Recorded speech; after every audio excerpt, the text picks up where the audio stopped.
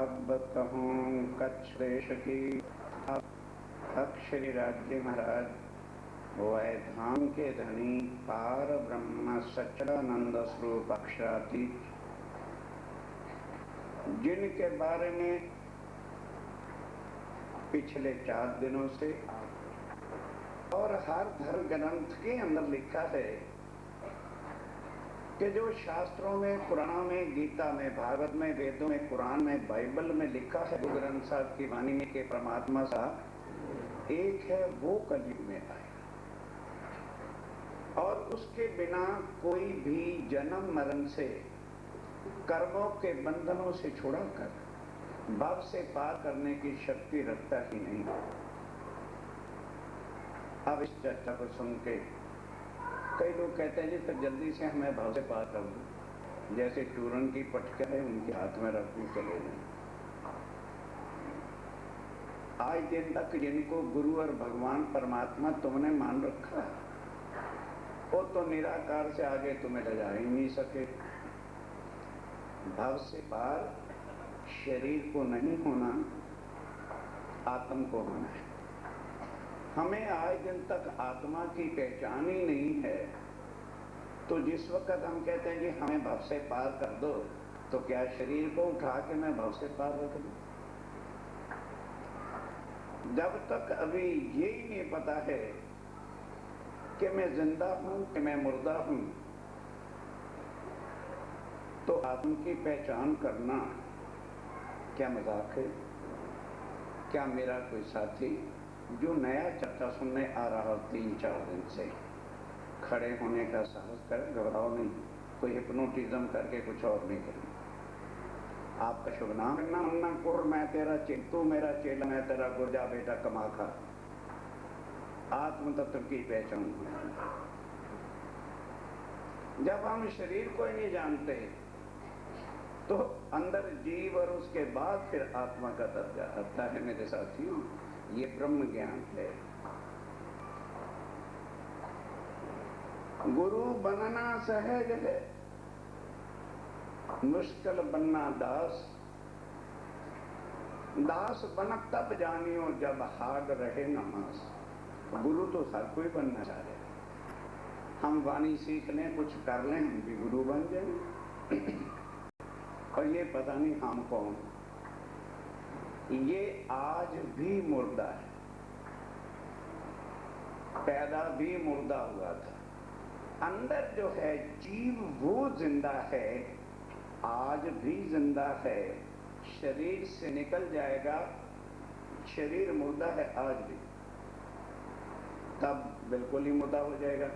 ये जो चेतन का अंश है जो कण कण में बैठा, वो चेतन, ये आज भी मुर्दा है, कल भी मुर्दा है, सदा मुर्दा है, क्योंकि मिट्टी का खोखा है। अब सोचिए, हम मुर्दे के लिए उम्र गवा रहे हैं कि जिंदा के लिए?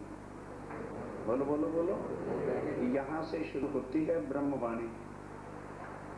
इसको कहते हैं सुपरिचरिज्म, इसको कहते हैं वादानियत।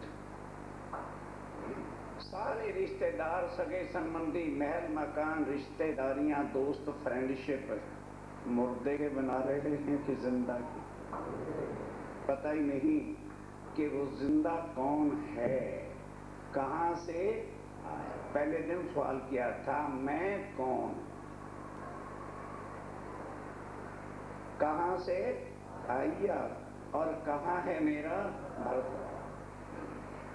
जाओ ले जाओ दुनिया के अंदर ये क्वेश्चन, फिर कहना जी हमारे गुरु परमात्मा है, अपने आप गुरु ले जाने। आज दिन तक इसका उत्तर मेरे साथियों ब्रह्मा नहीं बता सके। तुम्हारे गुरुओं की या दुनिया के गुरुओं की औकात ही क्या है? लक्ष्मी जी ने विष्णु भगवान से पूछा, कोई जवाब नहीं। उमा ने शंकर भगवान से पूछा, कहां से बताते?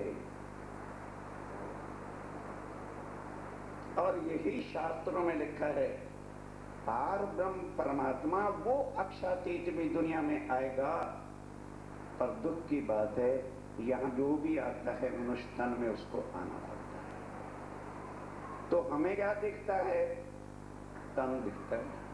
हम तन से पहचान करते हैं, तन से ही इंट्रोडक्शन कराते हैं। Here is my introduction card. झूठ ही झूठा सा कूड़ा सब व्यवहार है। कूड़ बीवी कूड़ सब संसार।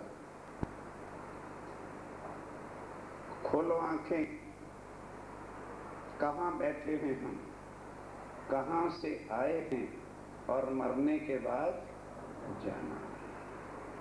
इसलिए मनुष्य तन मिला है। अब कलयुग में पार ब्रह्म ने आना, तो एक इंसान के तन के अंदर पार ब्रह्म की पहचान करना क्या आसान करना, वह विषय चल रहा है। पहली बार पार ब्रह्म शातीत ब्रिज में आए। काल माय के विमान में कितनी लीला की, 11 साल और 52 दिन चले गए, किसी ने नहीं पहचाना। परमधाम की आत्मा ही नहीं पहचान सकी जो उनके अंश से, तो दुनिया के जीवड़े बेचारे क्या पहचान लेते। फिर रास में गए तो भी पहचान न हुई, क्योंकि पहचान करने का एक ज्ञान होता है। वो ब्रिज और रास में आया नहीं था, जिसको तारतम ज्ञान कहते हैं, जिसको पराशक्ति शास्त्रों में कहा है। और जब अर्जुन ने कृष्ण से पूछा कि वो उत्तम पुरुषार्थ की पहचान कैसे हो, तो उन्होंने क्या कहा था?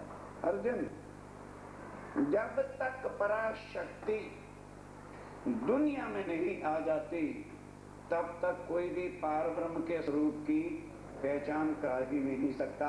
तारतम ये न जानाती, साथ श्लोक दे रहा हूं कि कोई सज्जन ये ना समझे इन्होंने अपना ही ज्ञान बना रखा है।